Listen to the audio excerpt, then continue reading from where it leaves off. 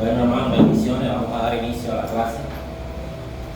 Vamos a orar primero para colocar esta clase en manos de Dios y después iniciamos.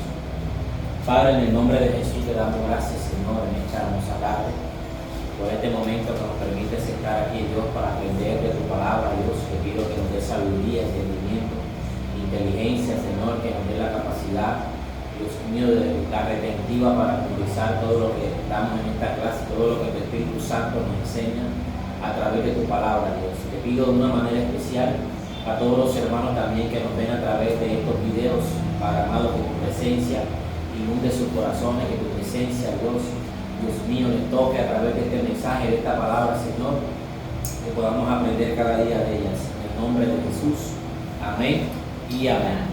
Bueno, amados hermanos, estamos dando Hechos de los Apóstoles.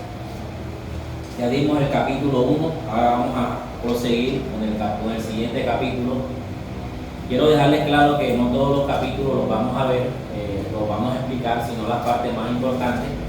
Como había dicho en la clase pasada, desde el capítulo 1 hasta el capítulo 12, la persona más mencionada aquí es el apóstol Pedro, y desde el capítulo 13 en adelante aparece el apóstol Pablo hasta finalizar el libro. En esta clase vamos a hablar del capítulo 2 y del capítulo 3, y aquí aparecen varios temas muy importantes para comprender con exactitud el libro de los Hechos de los Apóstoles. Primero que todo hablaremos del bautismo del Espíritu Santo en el día del Pentecostés. Segundo, tocaremos el primer sermón de Pedro, ya guiado por el Espíritu Santo. Y por último, la reunión de la primera iglesia, o sea, cómo se reunían los primeros creyentes en el siglo I. El capítulo 2 de los Hechos dice así la palabra del Señor: cuando llegó el día del Pentecostés, estaban todos unánimes juntos, y de repente vino del cielo un estruendo como de un viento recio que soplaba, el cual llenó toda la casa donde estaban sentados, y se les aparecieron lenguas repartidas como de fuego, asentándose sobre cada uno de ellos, y fueron todos llenos del Espíritu Santo, y comenzaron a hablar en otras lenguas, según el Espíritu les daba que hablasen. Moraban entonces en Jerusalén judíos varones piadosos de todas las naciones bajo el cielo, y hecho este estruendo se juntaron la multitud y estaban confusos, porque cada uno les oía hablar en su propia lengua, diciendo, estoy en el verso 6. Y estaban atónitos y maravillados, diciendo, mirad, ¿no son galileos todos estos que hablan? ¿Cómo pues les oímos nosotros hablar cada uno en nuestra lengua en la que hemos nacido? Partos, medos, elamitas y los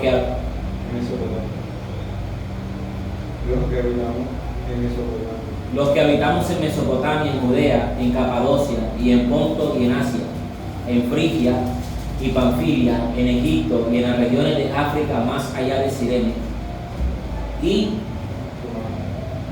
romanos aquí residentes, tanto judíos como prosélitos, entonces cretenses, y árabes, les oímos hablar en nuestras lenguas las maravillas de Dios. Y estaban todos atónitos, perplejos, diciéndose uno al otro, ¿qué quieren decir esto? Mas otros burlándose decían, están llenos de mosto, o sea, están ebrios, alcoholizados. Amén. A ustedes conocen que existían 7 fiestas en Jerusalén o en Israel, y estas 7 fiestas tenían un orden cronológico. Cada una de estas fiestas simbolizaba para ellos algo muy importante, principalmente la fiesta de la Pascua, que era el día en que se sacrificaba el cordero pascual. Al día siguiente se celebraba una fiesta, o se comenzaba a celebrar otra fiesta durante 7 días, que era la fiesta de los panes sin levadura. Y al tercer día, que era el domingo, se celebraba otra fiesta que se llamaba la fiesta de las primicias, que eran los primeros frutos que la tierra les daba a ellos, y ellos presentaban ante el sacerdote un manojo o un ramo de cada uno de esos frutos. que en su mayoría eran cereales, lo que era el trigo, la cebada, todo lo que nacía en los primeros 6 meses del año judío.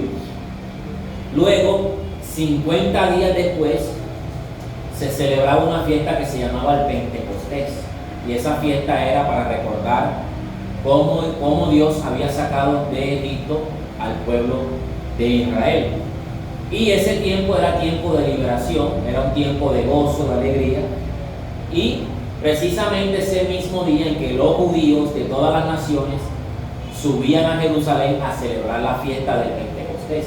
Por eso es que dice que cuando el Espíritu Santo llegó, todos esos idiomas que estaban allí, todos esos judíos del sur, de Egipto, de Cisjordania, de Jordania, del norte, del Líbano, todas esas naciones de Roma, todos esos judíos que estaban repartidos por el mundo, llegaron a celebrar el día del Pentecostés, esa fiesta tan importante. Por eso había tanta gente. Correctamente. Cuando el Espíritu Santo llega sobre estos hombres que ya llevan 50 días clamando a Dios por la promesa que Jesús les da, ellos en el día del Pentecostés sienten algo que entra en la habitación donde se encontraban, posiblemente el templo de la Hermosa, que era donde se reunían constantemente a orar y a clamar a Dios. En ese día el Espíritu Santo entra y da como señal del bautismo que ellos hablen las lenguas que les fueron repartidas en aquella carta. Acuérdense que en la clase pasada yo les había dicho que en Juan capítulo 21 Jesús les dice a ellos antes de subir al cielo: recibí el Espíritu, y sopló sobre ellos. Pero en este capítulo, en este episodio, vamos a ver ya cumplido la llenura total del Espíritu Santo. Es decir, habían recibido al Espíritu Santo, pero no habían sido llenos del Espíritu Santo, no habían recibido poder, no habían recibido como una confirmación de que el poder de Dios ya estaba operando en ellos. En Hechos capítulo 1, verso 8, Jesús les dice: recibiréis poder cuando haya venido sobre vosotros el Espíritu Santo. Y aquí precisamente el Espíritu Santo viene sobre ellos, dando como señal del bautismo y del poder la señal de las lenguas. O sea, que estos hombres, estos discípulos que estaban allí reunidos, empezaron a hablar en todo tipo de lenguas de los judíos que estaban allí presentes. ¿Y qué se decían a través de estas lenguas? Pues obviamente ellos comprendían que glorificaban a Dios a través de sus lenguas. O sea, la señal de la lengua era confirmación que ya estaba teniendo el bautismo. El poder del Espíritu Santo, correctamente. Acuérdense que las lenguas es un don, ¿verdad? Un don de poder del Espíritu Santo. Y ese don es para hablar misterios, número uno, con Dios, y segundo, para transmitir mensajes al pueblo. Es decir, como Pablo le escribe a los Corintios en el capítulo 14, y él les dice que los gentiles, por ejemplo, los gentiles que llegaban a la iglesia de Corintios, escuchaban hablar las lenguas y ellos glorificaban a Dios. Porque la mayoría de los comerciantes que llegaban a Corintio a vender, escuchaban hablar su lengua natal, su lengua de cuna. Y ellos decían: ¿cómo es que estos hombres que son griegos hablan nuestra lengua? Que es una lengua desconocida para ellos. Entonces, fíjense ustedes que la lengua, el poder de las lenguas, tenía como resultado hablar un idioma que alguien recibía un mensaje a través de ese idioma. Entonces, usted se pone a mirar el día de hoy, comparándolo con las lenguas de aquel lado, de aquellos días, es totalmente contrario o confuso lo que se habla hoy en día con lo que se hablaba en aquellos días. Por ejemplo, Pablo dice en la carta de los Corintios que si alguien habla lengua y no hay un intérprete presente, dice: calle, hable para sí, porque las lenguas edifican a la persona que habla para con Dios, porque habla misterio con Dios. Entonces, si nosotros notamos esta comparación de lo que sucedió en Hechos capítulo 2 y lo comparamos con nuestro tiempo, nos damos cuenta de que prácticamente la iglesia ha perdido el orden, ha perdido la visión, ha perdido la razón por la cual las lenguas se dieron en el primer siglo. Y es que precisamente hoy en día muchas de estas cosas se dan en las iglesias ya no por la administración del Espíritu Santo, sino por una emoción. Existen escuelas de cómo hablar en lenguas, existen escuelas de cómo profetizar, existen escuelas de cómo ministrar a alguien, de cómo empujarlo, lenguas aprendidas humanamente, emocionalmente. Pero si ustedes notan, cuando el Espíritu Santo en Hechos capítulo 2 llega, el Espíritu Santo no solamente da un don de lengua, Él transforma a la persona. Porque todos esos que recibieron el poder de Dios allí fueron transformados. Ya el Pedro que veíamos en épocas pasadas ya no es el mismo Pedro que está aquí ya lleno del Espíritu Santo. Un Pedro cobarde, un Pedro que huyó, un Pedro que era un traicionero, un Pedro que era impetuoso, que agarraba espada para cortar a las personas. Este Pedro ya no es el mismo Pedro. El poder de Dios llenó su vida y lo transformó inmediatamente. Entonces las personas que oían el don de lengua en aquellos días podían comprender el mensaje que se daba a través de esas lenguas. Dicen ellos: ¿cómo pues los oímos hablar cada uno en nuestra lengua en que hemos nacido? Partos, medos, elamitas y los que habitaban en Mesopotamia, en Judea, en Capadocia, en Ponto y en Asia. Todos esos idiomas que estaban allí repartidos, estos hombres que eran, digámoslo así, que eran de una educación básica, como lo eran los galileos, porque hay que definir los niveles de estudio que había en Israel. Los judíos, la parte más adinerada, la parte más rica, los que vivían cerca del templo, cerca de Jerusalén, cerca del monte de los olivos, estas personas eran más adineradas. A comparación con los galileos, que en su mayoría eran pescadores como Pedro, como Juan, como Jacobo, como Santiago, todos estos hombres que no tenían la capacidad económica que aquellos. Entonces, la diferencia de estudio se notaba. Trayéndolo a nuestra actualidad, los que vivían cerca del templo eran, por decir así, los de la capital. Y los otros eran los campesinos o los pueblos. Así es, correctamente. Es que para vivir en Judea se necesitaba dinero, necesitaba mucho dinero. Por ejemplo, cuando María llega con José, con Jesús en la barriga, ¿a dónde llegaron ellos? A un mesón. Un mesón era como especie de una vecindad.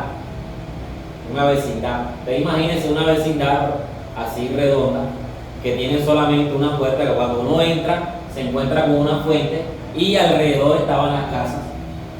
Eso eran lugares para personas que venían a hospedarse.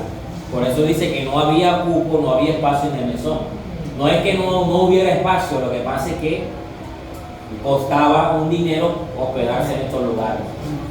Entonces, ¿dónde pudieron ellos llegar? La parte de abajo era una casa de 2 pisos, arriba estaban las personas que dormían y abajo estaban los animales de los que se transportaban de lugares lejanos.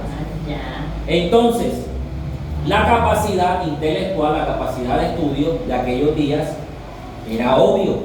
Estas personas que estaban aquí presentes de otras naciones tenían dinero para transportarse de allá.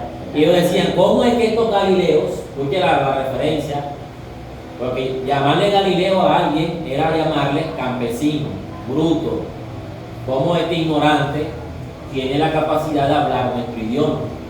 ¿Qué le decían a Jesús? Jesús le decía: de Nazaret puede salir algo bueno. ¿Y dónde estaba situada Nazaret? En Galilea. En Galilea. Por eso le llamaban a él: ¿cómo puede este hombre hablar estas cosas si es un nazareno? Si es un nazareno. Entonces, estos hombres de la alta alcurnia que habían llegado a este lugar a celebrar la fiesta del Pentecostés, oyeron a estos hombres que eran gentiles, que eran campesinos, que eran pescadores, hablar un idioma que para ellos pues obviamente era algo extraño. Y la conclusión que llegaron estos hombres es que estos hombres estaban totalmente ebrios. Estaban ebrios. Pero fíjense ustedes, háganse una pregunta ustedes: ¿puede una persona ebria o sobria hablar un idioma que no conoce? En ninguna manera. Hay algo extraño allí que está aconteciendo, que está sucediendo.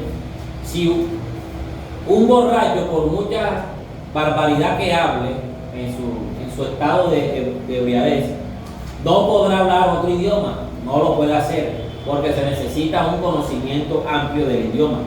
Entonces, Cuando estos hombres se reúnen ante aquel lugar, ante el templo donde estaban orando los discípulos del Señor, y escuchan el estruendo y escuchan las lenguas, ellos se reúnen alrededor de estos hombres, y Pedro, quien es la cabeza de aquel lugar, quien es el líder de esta iglesia, de este grupo de cristianos que están allí clamando, Pedro dice, poniéndose en pie con los 11, con los que estaban allí con él, alzó la voz y les habló diciendo: varones judíos, y a todos los que habitáis en Jerusalén, esto sea notorio, oíd mis palabras, porque estos no están ebrios, como vosotros suponéis, puesto que es la hora tercera del día. Son las 3 de la tarde, y la mayoría de las personas que toman lo hacen en la noche. Mas esto es dicho por el profeta Joel: y en los postreros días, dice Dios, derramaré de mi espíritu sobre toda carne, y vuestros hijos y vuestras hijas profetizarán, y vuestros jóvenes verán visiones, y vuestros ancianos soñarán sueños. Y de cierto, sobre mis siervos y sobre mis siervas en aquellos días derramaré de mi espíritu, y profetizarán. Y darán prodigios arriba en el cielo y señales abajo en la tierra: sangre, fuego, vapor, humo, y el sol se convertirá en tinieblas y la luna en sangre, antes que venga el día del Señor grande y manifiesto. Y todo aquel que le invocare el nombre del Señor será salvo. Fíjense ustedes que para hablar con un judío, para yo poder evangelizar a un judío, yo debo, primero que todo, recitar el Antiguo Testamento, dar una explicación de lo que yo estoy haciendo en el momento con bases del Antiguo Testamento. Pedro toma un texto que se encuentra en Joel, a esto se le llama Misdrash.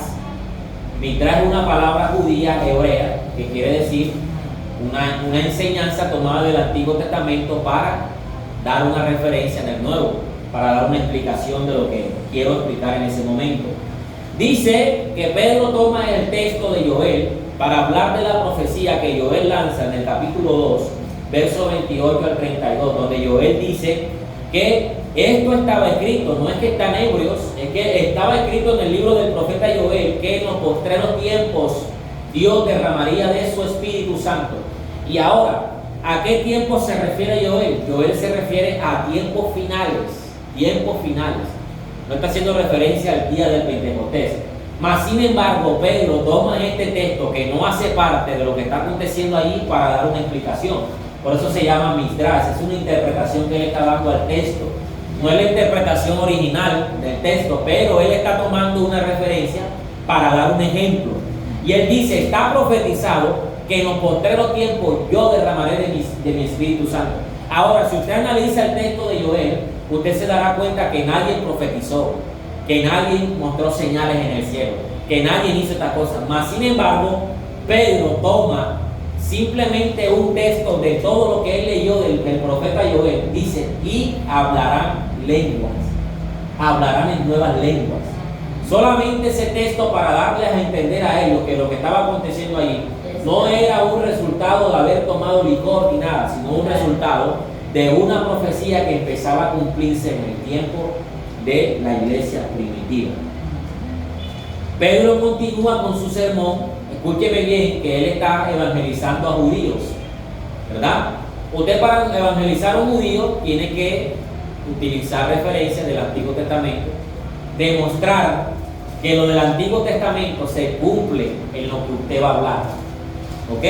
Dice: varones israelitas, oí estas palabras: Jesús Nazareno, varón aprobado por Dios entre vosotros con maravilla, prodigios y señales que Dios hizo entre vosotros por medio de él, como vosotros mismos sabéis.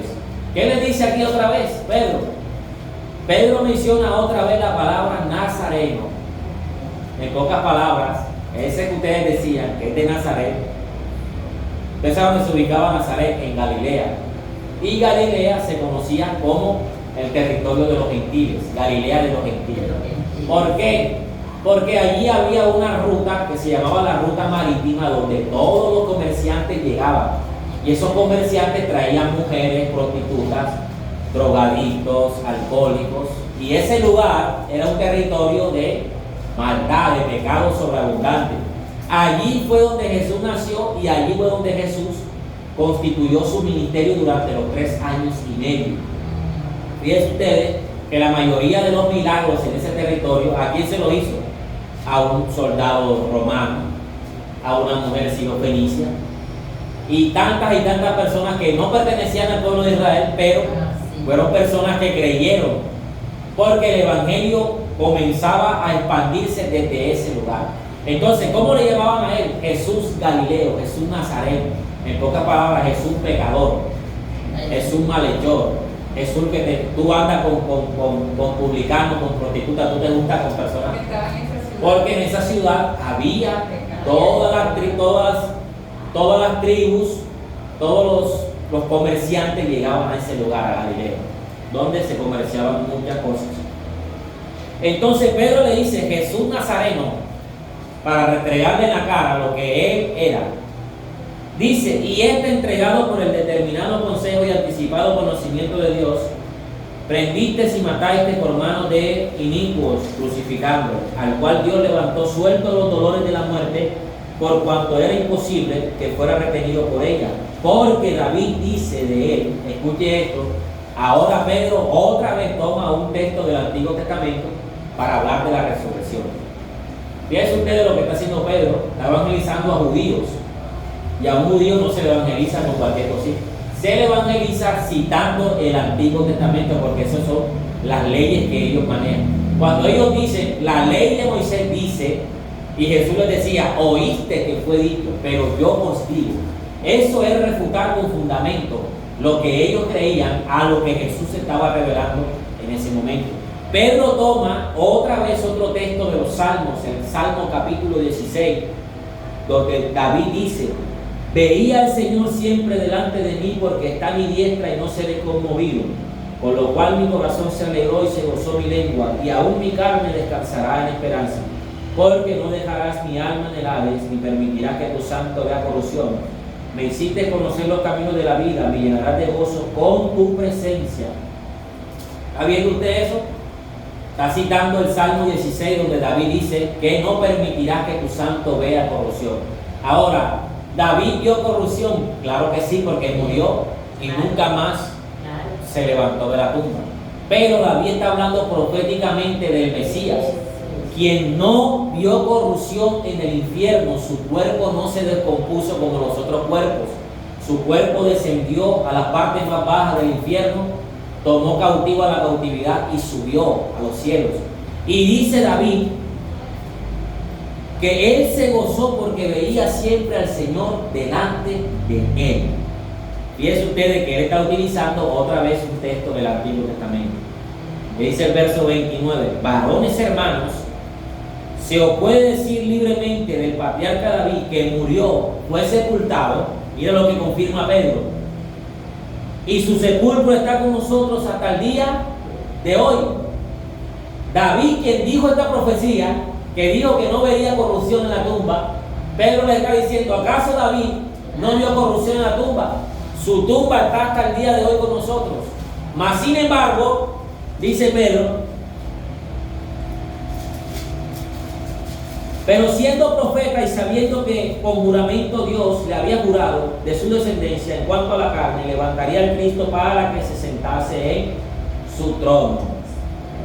Mire la inteligencia de Pedro, ya un hombre con el Espíritu Santo guiándolo a predicar, guiándolo a enseñar.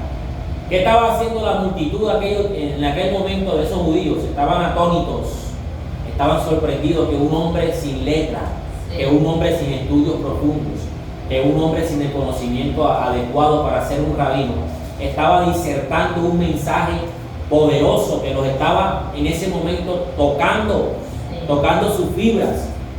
Y él dice, viendo antes, habló de la resurrección de Cristo, que su alma no fue dejada en el Hades, ni su carne vio corrupción. En Corintios dice, ¿dónde está muerte tu aguijón y sepulcro tu victoria, que no pudiste detener al Rey de Gloria? Su cuerpo no pudo ver corrupción, no se pudrió. El capítulo 2 de Jonás dice que Jonás habla también proféticamente de Jesús, dice, tus cuerdas cayeron sobre mí ligaduras del Seol me han ligado. O sea, terrible lo que Jesús pasó. Pero ni una de esas cosas pudieron corromper su carne, como David lo profetiza en el capítulo 16. Dice: a este Jesús resucitó Dios, de lo cual todos nosotros somos testigos. Así que, exaltado por la diestra de Dios y habiendo recibido del Padre la promesa del Espíritu Santo, ha derramado esto que vosotros veis y oís. Esto que ustedes están viendo aquí, esta voz, este ruido, este estruendo, porque el Espíritu Santo hizo un estruendo en aquel lugar, esta lengua que estamos hablando nosotros, fue Él quien nos la dio. Ese Jesús que resucitó. Él nos prometió, Él nos dijo que cuando Él subía, rogaría al Padre para que el otro Consolador viniera sobre ellos. Dijo también que cuando Él viniera sobre nosotros, recibiríamos poder para predicar a los samaritanos, a Jerusalén, a Judea y a los confines de la tierra. Y dice Pedro, otra vez toma otro texto bíblico del Antiguo Testamento, en el capítulo 110 de los Salmos, dice: porque David no subió a los cielos, no resucitó primero, David no resucitó, ni tampoco subió a los cielos. Y recita Pedro el Salmo 110, verso 1, dice: dijo el Señor a mi Señor, siéntate a mi diestra hasta que ponga a tus enemigos por estrado de tus pies. Mateo capítulo 22, verso 44, Jesús le pregunta a los fariseos: ¿quiénes dicen ustedes que es el Cristo?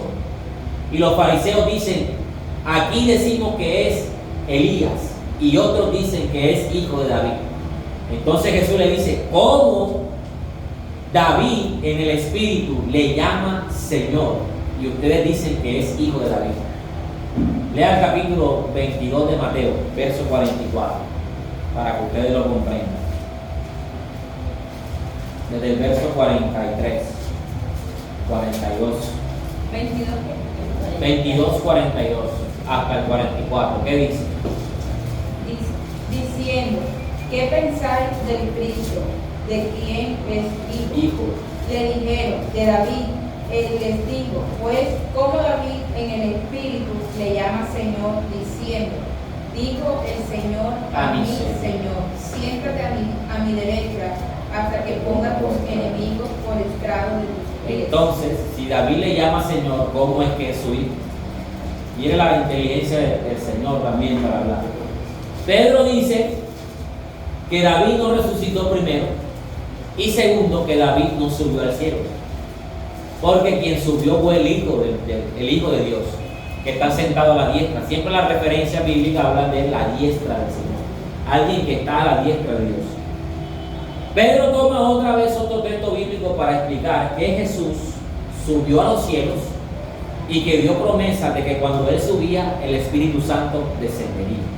Y por eso es que ellos estaban hablando en lenguas, es que ellos estaban hablando misterio con Dios, porque el poder de Dios había descendido sobre ellos para transformarlos, para hacer de ellos nuevas criaturas y para dar un mensaje a la nación de Israel. Ahora ya no un mensaje de palabrería huecas y vanas, sino un mensaje acompañado de señales.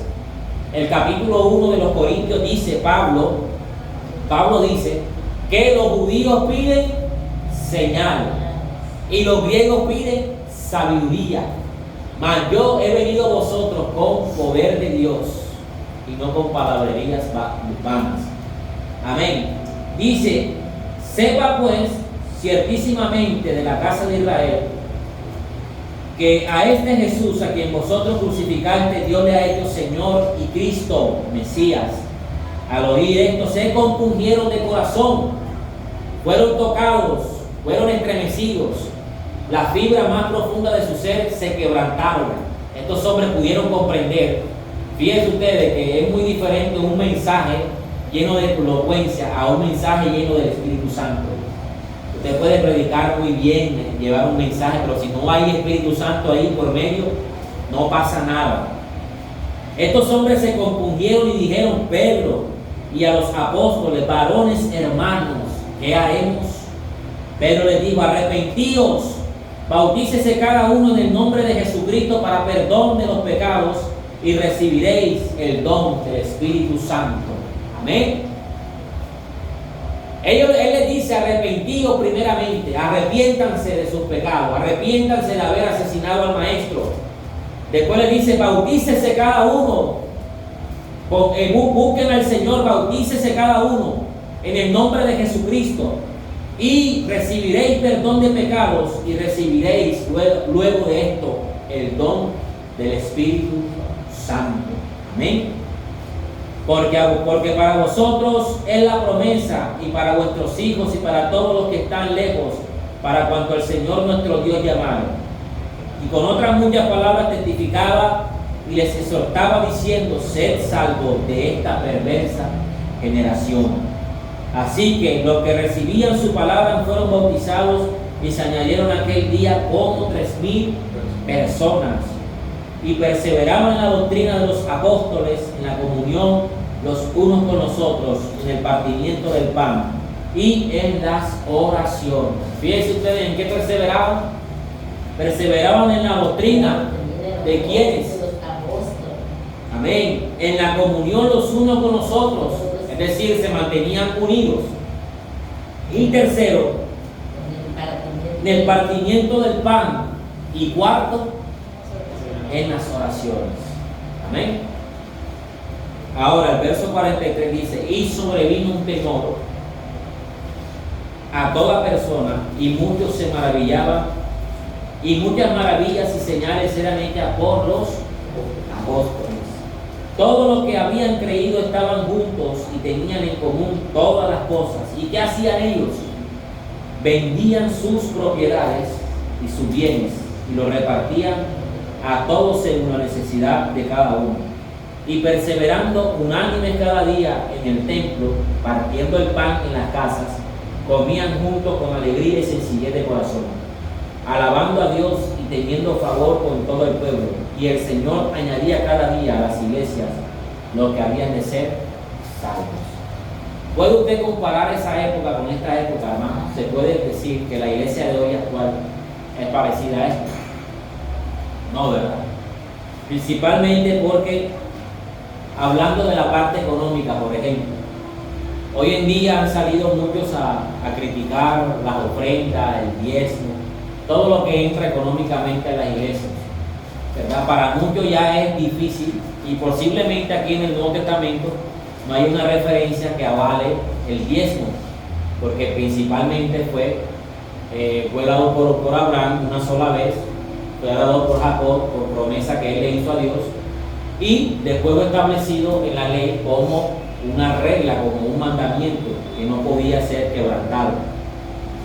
Pero fíjense ustedes que lo que daban los primitivos, la iglesia primitiva, no era un 10%. Ellos vendían todo lo que tenían. Ellos daban sus propiedades.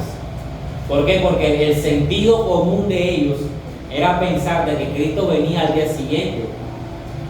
Ellos pensaban de que Cristo venía. Ellos decían: no podemos perder el tiempo teniendo casa, teniendo negocio. Vamos a vender esto, vamos a hacer esto. Y todo lo tenían en comunión, todo lo tenían. Lo mío era tuyo, lo tuyo era mío, y así sucesivamente. O sea, el pensamiento de la iglesia primitiva es de admirar, porque ellos no se sometían, ellos no se aferraban a ninguna riqueza. Entonces, comparando aquella iglesia que se despojaba, que daba toda su riqueza, con la iglesia de hoy en día, que para dar una ofrenda buscan un versículo bíblico: dime dónde tengo que ofrendar, dime dónde que tengo que diezmar, dime dónde que tengo que hacer esto, y sucesivamente buscamos miles de excusas en la Biblia para no darle a Dios lo que es de Dios.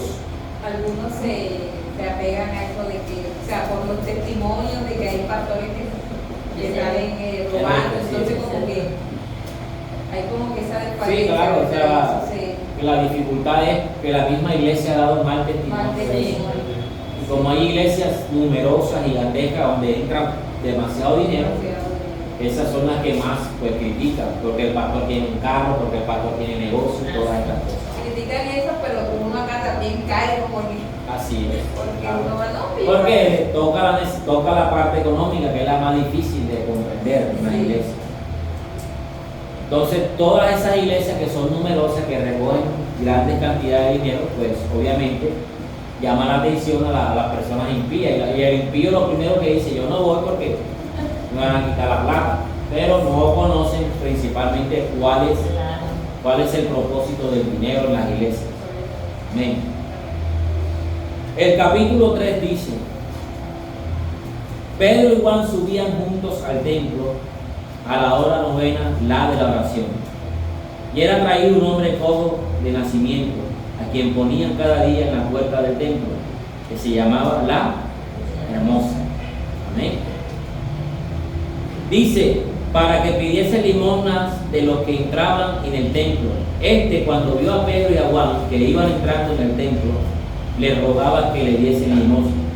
Pedro, con Juan, fijando en él los ojos, les dijo: míranos. Entonces él estuvo atento esperando recibir de ellos algo. Mas Pedro dijo: no tengo plata ni oro, pero lo que tengo te doy. En el nombre de Jesucristo de Nazaret, levántate, anda. Y tomándole por la mano derecha, le levantó, y al momento se le afirmaron los pies. Y saltando, se puso en pie y anduvo, y entró con ellos en el templo, andando y saltando y alabando a Dios. Y todo el pueblo le vio andar y alabar a Dios. Y reconocían que era el que se sentaba a pedir limosnas a la puerta del templo de la Hermosa. Y se llenaron de asombro y espanto por lo que había sucedido. Escuche esto otra vez, que Pedro y Juan subían al templo a la hora novena. ¿La hora del qué? De la oración. No, ahí dice, sí, la hora de la oración, que también en aquellos días era la hora del sacrificio, la hora donde se sacrificaban los animales en el templo, se ofrecía una ofrenda de olor grato. ¿Por qué Pedro y Juan toman la hora tercera para subir, la hora novena para subir al templo? Principalmente porque a esa hora se reunía una gran multitud. Y ellos, en vista o en deseo de transmitir el mensaje que tienen, pues se ubican en la hora en donde las personas toman para ir al templo a hacer la oración, a la hora del sacrificio. Y era traído un hombre cojo de nacimiento, a quien ponían cada día en la puerta del templo, que se llamaba la Hermosa, para que pidiese limosna de los que entraban en el templo. Fíjense ustedes en el relato. Cuando vio a Pedro y a Juan que iban a entrar en el templo, le rogaba diciendo que le diesen limosnas. Cuando dice Pedro con Juan, fijándole los ojos, les dijo: míranos. Entonces él estuvo atento esperando recibir de ellos algo. Mas Pedro le dice: no tengo plata ni oro, pero lo que tengo, en el nombre de Jesucristo de Nazaret, levántate y anda.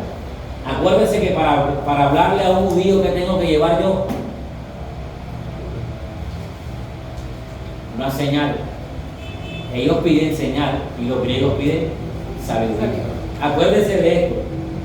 Cada vez que aquí en la Biblia usted vaya a encontrar a un predicador que va a hablarle a un judío, tiene que llevar una señal, si no, no va a haber conversión. ¿Qué le pedían los fariseos a Jesús? Danos señal. Y Jesús le dice: ¿cuántas veces no he levantado muertos, paralíticos, he resucitado, he sanado enfermos, y ustedes me piden señal? Pues la única señal que les será dada será la señal del profeta Jonás. Porque Jesús estaba hastiado de escuchar todas las veces que los judíos le decían: danos señal, muéstranos una señal. Entonces Pedro, para dirigirse a un grupo de judíos que están orando en el templo, Pedro necesita algo que es una señal para poder ingresar y ser contundente con el mensaje. Entonces Pedro se da cuenta que fuera del templo hay un cojo que colocan todos los días a pedir limosnas. Y Pedro dice: este es el hombre que nos va a ayudar a convencer a esta multitud que está dentro del templo orando.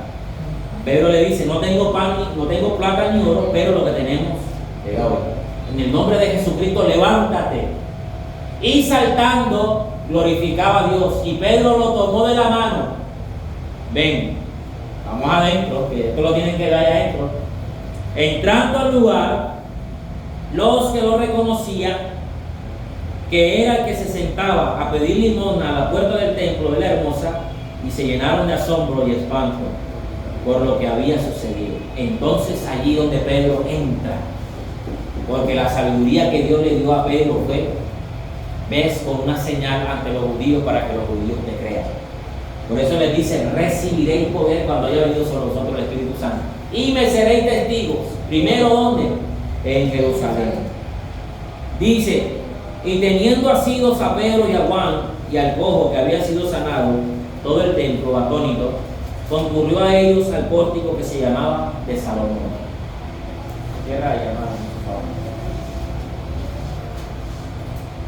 Viendo esto, Pedro respondió al pueblo, varones israelitas. Se dirige a los israelitas, le dice, ¿por qué os maravilláis de esto? ¿O por qué ponéis los ojos en nosotros como si por nuestro poder o piedad hubiésemos hecho andar a este hombre? El Dios de Abraham, de Isaac y de Jacob, el Dios de nuestros padres, ha glorificado a su Hijo Jesús, a quien vosotros entregasteis y negasteis delante de Pilato cuando éste había resuelto ponerlo en libertad.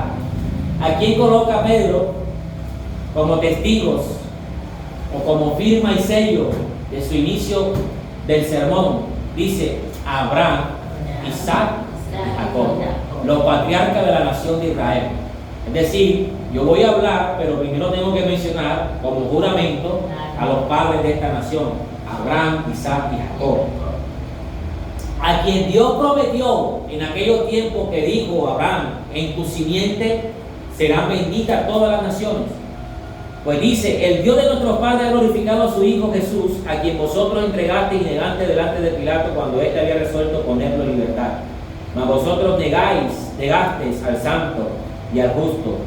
Pediste que se os diese un homicida y matasteis al autor de la vida, a quien Dios resucitó de los muertos, de lo cual nosotros somos testigos. Y por la fe en su nombre, a este que vosotros veis y conocéis, le ha confirmado su nombre, y la fe que es por él ha dado a este completa sanidad en presencia de todos vosotros. Mas ahora, hermanos, sé que por ignorancia lo habéis hecho, como también vuestros gobernantes, pero Dios ha cumplido así que había antes anunciado por boca de todos los profetas que Jesucristo había de padecer. Así que arrepentidos y convertidos para que sean borrados vuestros pecados, para que vengan de la presencia del Señor tiempos de refrigerio. Amén. Y Él envía a Jesucristo que os fue antes anunciado, a quien de cierto es necesario que el cielo reciba hasta los tiempos de la restauración, de todos los tiempos de la restauración, de todas las cosas de que habló Dios por boca de sus santos profetas, que ha sido desde tiempos antiguos. Porque Moisés dijo a los padres, el Señor vuestro Dios os levantará profeta de entre vosotros, hermanos, como a mí. A él oiréis en todas las cosas que os hable. Fíjense ustedes que Pedro también menciona a la cabeza de la ley, a la cabeza de la religión judía, que es Moisés, el legislador, y utiliza un midrash. Un midrash es una interpretación que le da a un verso bíblico, porque Moisés dijo que Dios iba a levantar a un profeta como él, a él oiréis. Pero eso se cumplió. Después de él se levantó Josué, después de Josué los jueces, después de los jueces los profetas, y así sucesivamente. Siempre hubo un profeta que hablara de parte de Dios, así como hablaba Moisés. Pero él interpreta esto y se lo coloca a Jesús, diciendo que Jesús también hace parte de esos profetas que Dios levantó y que el pueblo tenía que oír. Entonces dice, y toda alma que no oiga a aquel profeta será desarraigado del pueblo, y todos los profetas desde Samuel en adelante, cuantos han hablado también han anunciado estos días. Vosotros sois los hijos de los profetas y del pacto que Dios hizo con nuestros padres, diciendo, Abraham, en tu simiente serán benditas todas las familias de la tierra. A vosotros primeramente Dios, habiendo levantado a su Hijo, le envió para que os bendijese, a fin de que cada uno se convirtiese de su maldad. Amén. Miren el mensaje tan poderoso que utiliza Pedro para hablarle a los judíos.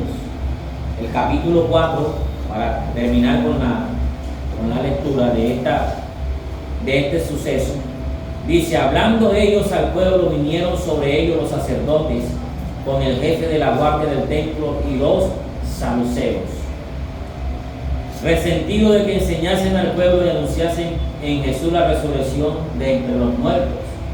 Acuérdense que la resurrección para aquellos días fue una noticia impactante, porque los romanos, los soldados romanos, fueron los primeros en testificar que la tumba había quedado vacía después de un terremoto que movió la piedra.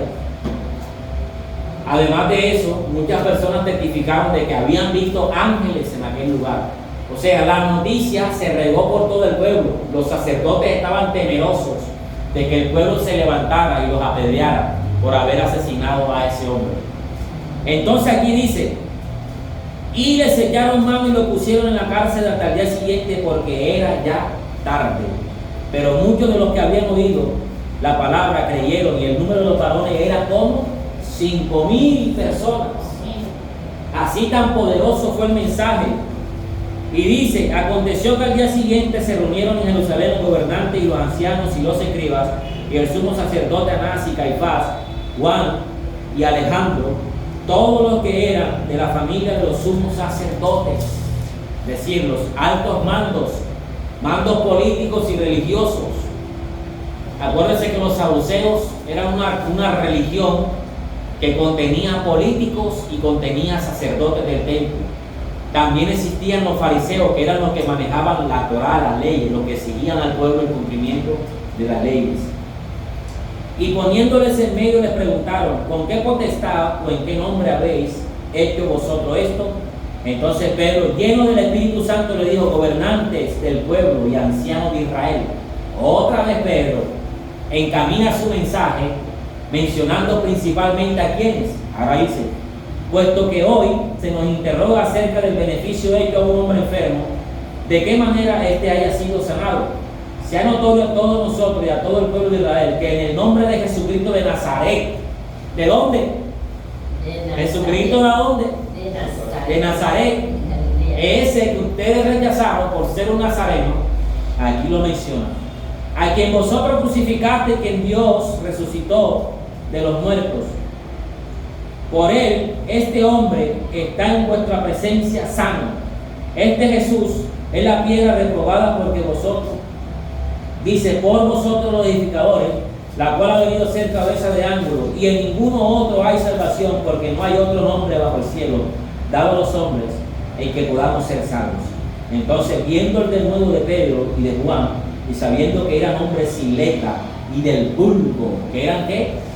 Brutos, no estudiados, sin conocimiento, pero viendo la palabrería, viendo el poder con que hablaban, la autoridad, el manejo del escenario, no tenían miedo de los que estaban allí, asesinos que estaban allí. Les dice, entonces viendo el denuedo de Pedro y de Juan, sabiendo que eran hombres sin lepra y sin vulgo, se maravillaban y le reconocían que habían estado con Jesús.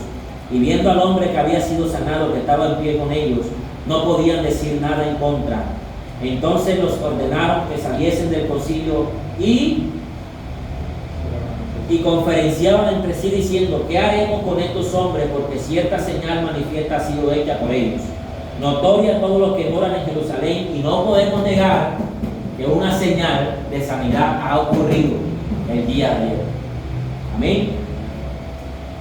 Dice, sin embargo, para que no divulgue más entre el pueblo, amenacémosle, para que no hablen de aquí en adelante hombre alguno en este nombre. Llamándole les intimaron que de ninguna manera hablasen ni enseñasen en el nombre de Jesús. Mas Pedro y Juan respondieron diciendo, juzgad si es justo delante de Dios obedecer a vosotros antes que a Dios, porque no podemos dejar de decir lo que hemos visto y lo que hemos oído. Ellos entonces le amenazaron y le soltaron, no hallando ningún modo de castigarle por causa del pueblo, porque todos glorificaban a Dios por lo que se había hecho, ya que el hombre en quien se había hecho el milagro de sanidad tenía más de 40 años en esa condición. El pueblo conocía al hombre más de 40 años en esa condición de invalidez. y el pueblo estaban allí esperando afuera del concilio, afuera del atrio. ¿Qué decisión tomaban con Pedro y con Juan? Porque ellos habían sido testigos. Entonces los sacerdotes y los que estaban ahí dijeron: no vamos a hacer nada porque el pueblo está allá afuera y todo el mundo ha sido testigo de lo que ha acontecido. Y los soltaron. Entonces, fíjense ustedes, hermanos, cómo el libro de los Hechos nos presenta al apóstol Pedro predicando mensajes a judíos, y después lo vamos a ver predicando a los gentiles, donde no utiliza ninguna referencia del Antiguo Testamento. Amén. Entonces aquí damos por finalizada la clase de hoy. Les voy a enviar otra vez preguntas del capítulo 2, del capítulo 3, del capítulo 4. Así para que no pierdan el hilo y para que en la semana pues recuerden lo que hemos dado con esta clase. Padre, gracias te doy, Señor, una vez más por esta clase, Dios, que hemos culminado. Señor, en el nombre de Jesucristo te pido que ministres sabiduría, entendimiento, inteligencia en todo lo que escuchan esta clase a través del video y los que están aquí presentes, Dios, en el nombre de Jesucristo. Llévanos en paz y en bendición a nuestros hogares. Amén y amén. Gloria a Dios.